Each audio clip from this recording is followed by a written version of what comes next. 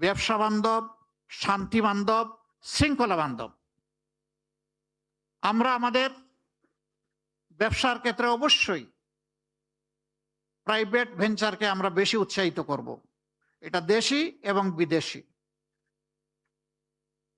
শিল্প মালিক যারা হবেন তাদেরকে আমরা সমাজের আইকন হিসাবে কবুল করব। আর এই মালিকেরা যারা লক্ষ লক্ষ শ্রমিককে চাকরি প্রোভাইড করেন, তারা কার্যত লক্ষ লক্ষ পরিবারের মুখে খাবার তুলে দেন। আমরা সেই শিল্পগুলোকে শিশুর মতো কুলে তুলে লালন করব ইনশাআল্লাহ।